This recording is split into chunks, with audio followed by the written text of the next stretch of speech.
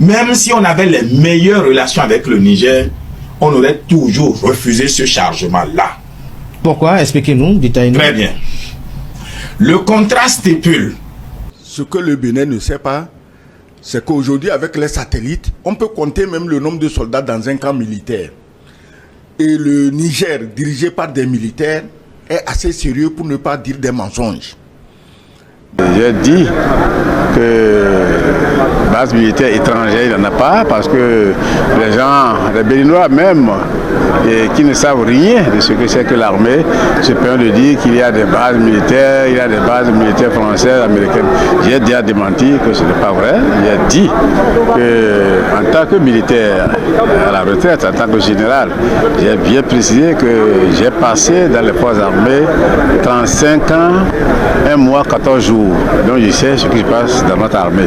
Donc notre armée n'a jamais contracté quelque chose avec... Que Tiani et son gouvernement n'oublient pas, les gens passent, mais le peuple demeure. C'est une situation très malheureuse qui est en train de se passer entre le Bénin et le Niger. Alors, chers frères et sœurs, la tension continue par monter toujours entre le Bénin et le Niger. Ça va s'arrêter quand? Qu'est-ce qui va se passer désormais? Est-ce que, jusqu'alors, nous soutenons bien sûr le Niger, nous soutenons également la population béninoise. Mais beaucoup de questions, beaucoup de révélations sortent en ce qui concerne les militaires au niveau de la France, au niveau du Bénin. Même les Béninois disent aujourd'hui qu'ils sont en erreur. Vous êtes dans les côtes là-bas, vous dites que non, les Béninois qui étaient derrière le président Patrice Talon sont en train d'accuser ou bien de retrouver certaines erreurs du président. Quand on fait une mauvaise communication au niveau de cette histoire de pipeline, en réalité, fallait pas du tout mêler la frontière du Niger fermée au dossier pétrolier. Et je vais vous dire pourquoi. Même si on avait les meilleures relations avec le Niger, on aurait toujours refusé ce chargement-là. Pourquoi? Expliquez-nous, détaillez-nous. Très bien. Le contrat stipule qu'il faut un accord douanier entre les deux pays. En dehors du contrat qui est signé, contrat général. Bénin, Chine, Niger, il faut un accord douanier. Et c'est cet accord douanier qui permet à ce que, au moment où on veut charger, la douane béninoise soit là, la douane nigérienne est là, et les Béninois savent combien on a chargé, les Nigériens savent combien ils ont vendu, et le Bénin sait combien on va calculer pour le payer. Cet accord n'est pas encore signé. Et tant que cet accord n'est pas signé, le Niger n'est pas en droit de charger. C'est d'ailleurs ce qui fait qu'aujourd'hui, le ministre Adambi a dit, la douane nigérienne a saisi la douane béninoise de la demande d'une autorisation ponctuelle et provisoire. Ce mot est autorisation ponctuelle et provisoire. Et apprendre, c'est toute la problématique qui est dans ce mot. Provisoire, ponctuel. Mais c'est le Niger qui demande. Parce qu'en fait, ils ne sont pas encore en plein droit de charger, n'ayant pas encore rempli les conditions générales du contrat. Nombreux ont lu le contrat lui-même. Sur les réseaux sociaux, tout le monde est devenu analyste juridique, chacun y va de son interprétation. Alors, qu'est-ce qui a mené ce que je peux par contre ici appeler crise? Parce qu'il y avait crise. En matière de pétrole, il y avait crise. En matière de frontières, il y a réminiscence de colère. Il y a mécontentement, selon vous. Mécontentement, très bien. Mais le Niger n'informe pas le Bénin. Et c'est la Chine qui informe le Bénin de ce qu'ils veulent charger un premier bateau. Mais le Bénin se dit, mais le pétrole appartient au Niger. C'est moi qui en ai garant. Mais si celui à qui ça appartient ne m'a rien dit, et celui qui l'exploite veut charger, et si c'était un détournement? Donc le Bénin dit non, vous n'allez pas charger. Je refuse ça. Parce que je ne suis pas informé. Je ne suis pas informé, que le Niger m'informe. Maintenant que le Nigeria a informé, donc les Chinois sont venus, et le Bénin a posé là où se situait son refus. Les Chinois l'ont compris, vous étiez à la conférence de presse. Est-ce que vous avez vu le Chinois se plaindre de on a fermé frontières ou bien ou pas? Non, le Chinois dit tout se passe bien parce que les Nigériens ont fait ce qu'ils doivent faire. Vous savez, le Niger aussi n'a pas écrit au Bénin parce que le Niger continuait toujours à être fâché, confondant la crise de la CEDEAO à aux affaires du pétrole où ils vont gagner beaucoup d'argent et on va aussi en gagner un peu à la situation générale. Donc le Niger ayant rempli les conditions qu'il fallait, le Bénin a autorisé. Ce n'est pas un rétropédalage et il n'y a pas eu quelqu'un qui ait gagné, quelqu'un qui ait perdu. Le Niger n'avait pas fait ce qu'il fallait, certainement qu'ils étaient trop occupés. Dans tout cela, moi je pense que le président Patrice Talon est vraiment, ça me fait de la peine. Parce que j'ai l'impression franchement que c'est la CEDEAO qui cause tous ces problèmes. Aujourd'hui, on n'entend plus parler de la CEDEAO comme ça. Hein. Non, la CEDEAO a décidé que, elle dit non. Pourtant, les décisions que subit le Bénin actuellement, c'est la CEDEAO qui l'a mené jusqu'à ces points. Franchement, moi, je suis là. Franchement, je ne sais même plus quoi. Je ne sais plus quoi. Je vais me blesser. Je ne sais même pas, je vais croire quoi. Même les Béninois, d'autres disent qu'il y a les contingents qu'ils ont vus. D'autres disent qu'ils non, ils ont vu les militaires, les bases militaires au niveau du Bénin. D'autres disent que non, c'est faux. Même ceux qui sont à la tête du pays, certains disent que c'est faux. D'autres disent que oui, s'il n'y a pas, on ne va pas dire. Même les dirigeants, les opposants ou bien ceux qui ont eu à diriger le pays, le Bénin avant, ou bien ceux qui étaient dans l'organisation des autorités anciennes, tout ça, qui savent des gens qui peuvent être informés dans le pays, d'autres disent oui, il y en a. D'autres disent non. Une autre puissance pour installer une base qu'on appelle, qu'elle soit américaine ou française. Donc je demande à nos frères du Niger de revenir à la raison, que le Bénin ne peut jamais faire du tort au Niger. D'ailleurs, j'ai mon jeune frère, Bertrand Corby, qui a dit que sur notre sol béninois, personne n'osera, personne n'acceptera que des forces étrangères fassent mal au Niger et au Bénin également. Donc je suis d'accord avec ce qu'il a dit. Donc les Nigériens n'ont qu'à être rassurés. Le Bénin n'est pas un danger pour eux. Bien au contraire, nous sommes condamnés à vivre ensemble. Qui dit Bénin dit Niger. Les populations du Niger qui sont au Bénin, les Nigériens qui sont au Bénin se sentent comme chez eux, comme je le disais aussi. Les Béninois qui sont à Niamey, Maradi, Zender, ils sont comme chez eux.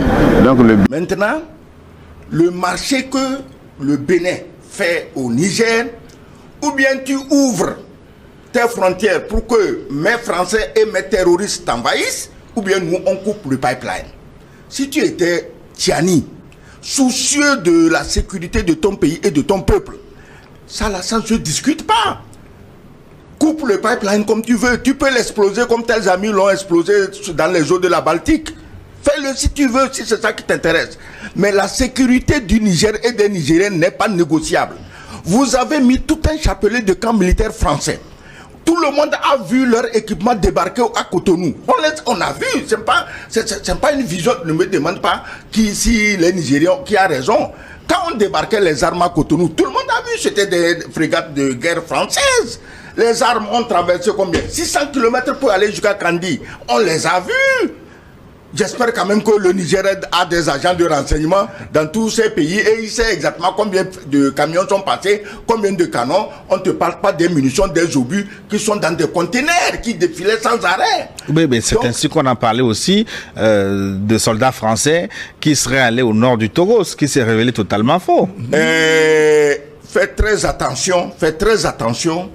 Le Togo peut, s'il veut, dans une situation de terrorisme aussi, consulter des soldats d'un autre pays. Ça peut être des Français, ça peut être des Américains, ça peut être des Russes, des Coréens, tout ce que tu veux. Mais est-ce qu'ils ont construit une base? Tu as vu une base d'une armée quelconque à Dapan, à Pendjal? Non! S'ils sont venus, ils n'étaient même pas là. Mais il y a des gens attrapés par la diarrhée du délire qui les voyaient partout. Mais le Togo ne fait rien en cachette. Si les soldats viennent au Togo, ils circulent pendant le jour, tout le monde le voit. Et on a dit même qu'ils circulaient dans des bus scolaires. Tu t'imagines. Donc...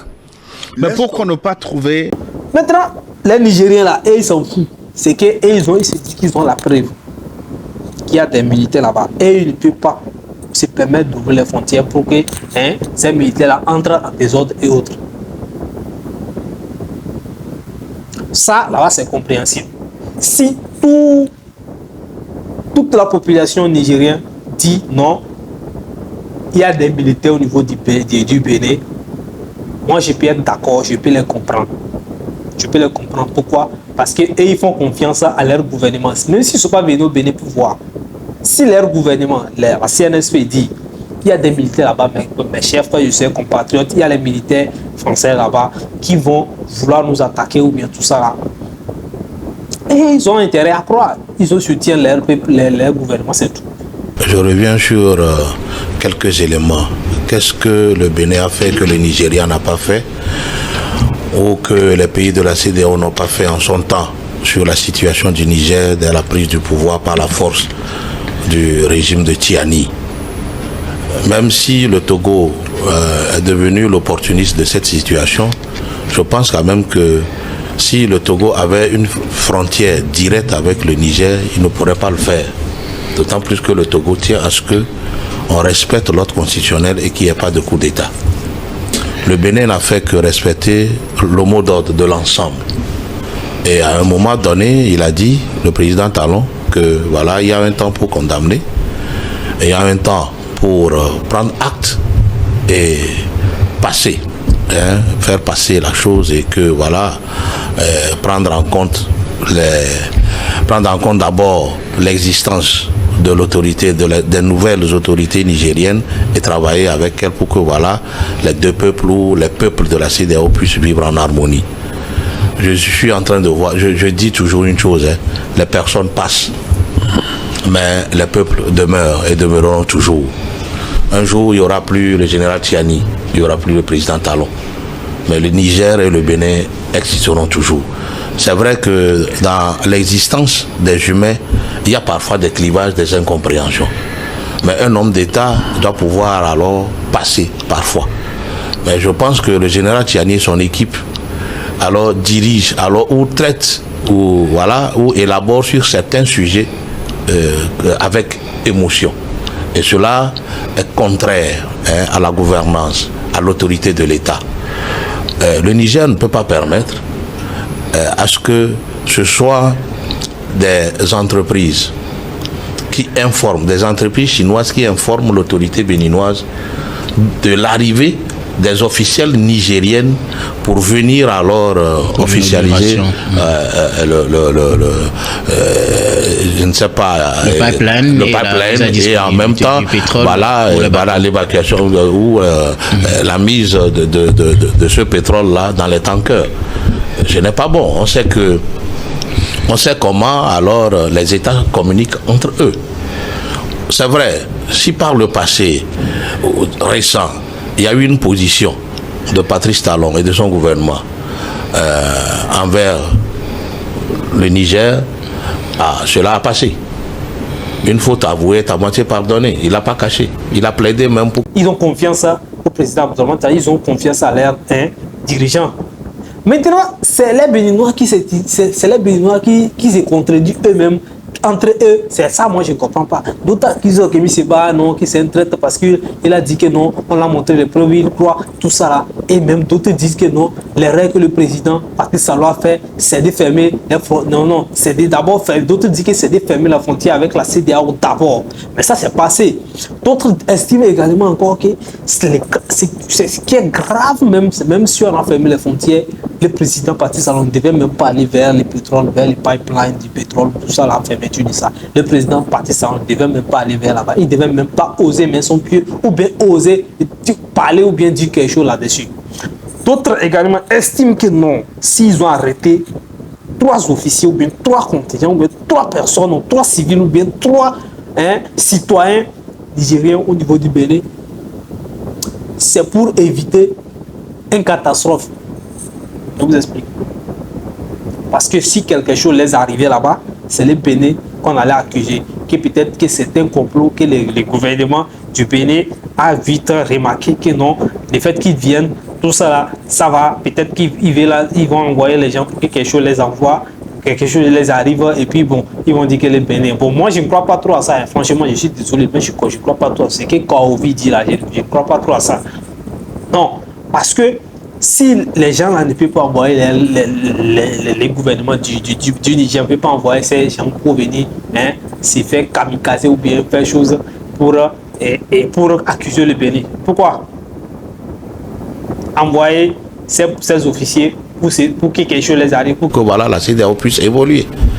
Et l'instigateur même, le premier instigateur de cette posture, c'est le président Tinubu du Nigeria. Or, quand le Nigeria a ouvert ses frontières avec le Niger, une semaine après, le Niger a ouvert ses frontières.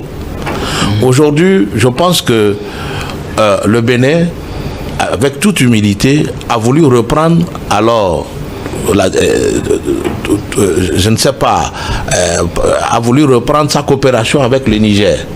Mais par humeur et par peut-être trop d'ego, le gouvernement nigérien ne veut pas du tout sentir ou ne veut même pas travailler avec le gouvernement nigérien. Ils l'ont même écrit qu'ils ne veulent pas travailler avec le gouvernement béninois, que ce soit par le port, que ce soit leurs camions, tout. Mais au même moment, si on ne permet pas aujourd'hui que l'oignon du Niger arrive à Cotonou, pourquoi voudrait-on que le pétrole nigérien alors arrive à Cotonou et soit chargé dans les tankers sans que les autorités du Bénin ne soient informées officiellement par les autorités nigériennes? Ça, c'est d'un. Dans cet accord-là, il y a une partie le Bénin doit gagner aussi quelque chose, hein. Ce n'est pas gratuit. Le service rendu du Bénin n'est pas gratuit. Oui. Mais si les autorités nigériennes ne sont pas là pour constater la quantité de pétrole chargée dans les tankers, comment alors l'entreprise qui est chargée de peut-être payer la part du Bénin peut alors dire aux autorités nigériennes, voilà la partie béninoise? Il y a aussi ça, nous sommes dans les affaires. Mais aussi, ce n'est pas bon, surtout quand on voit la posture du Niger qui dit un pays panafricaniste. On ne peut pas aussi trop tirer sur son souverainisme pour alors chercher à annuler la souveraineté d'un autre pays. Ce n'est pas aussi bon. Moi, j'ai dit, aujourd'hui, nous tous qui sommes africains, nous devons savoir laver nos linges sales en famille. Et c'est tellement écœurant cette situation. Et aujourd'hui, pourquoi cette politique de 2 poids 2 mesures du Niger envers et le Bénin et le Nigeria? Tinubu c'était lui l'instigateur de tout ça. Mais quand il a ouvert ses frontières, alors le Niger a ouvert. Pourquoi on tient dedans contre le Bénin et ses autorités? Et on dit aussi que c'est parce que le Bénin a à Kandi des Français et des Américains prêts à aller attaquer le Niger. Moi j'ai dit, aujourd'hui, on n'a plus droit à tomber si bas. Excusez-moi le terme, on n'a plus, c'est ridicule, ce n'est pas bon.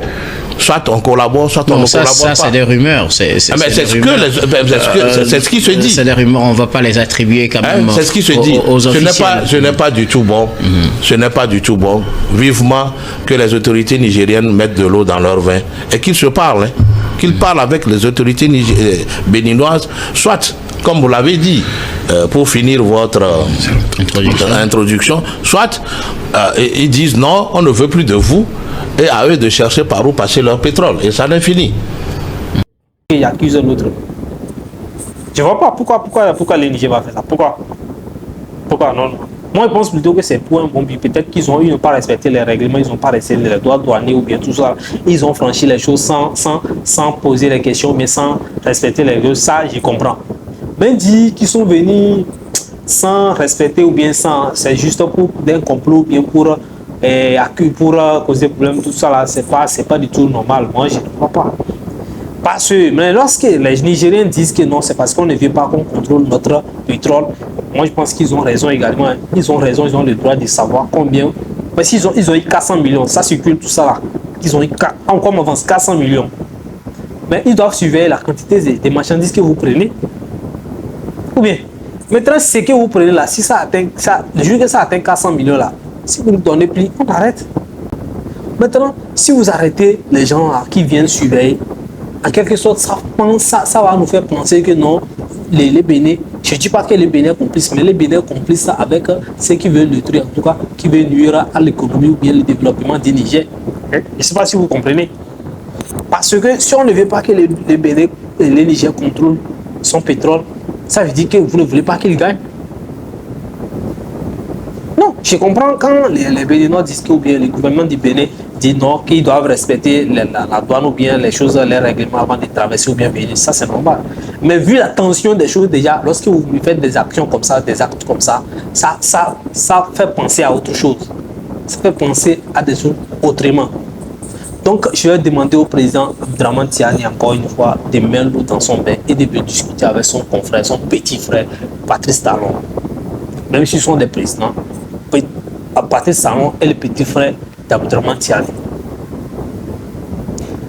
Patrice Talon également n'a qu'à mettre, le président Patrice Talon n'a qu'à mettre l'eau dans son bain et aller discuter avec son frère.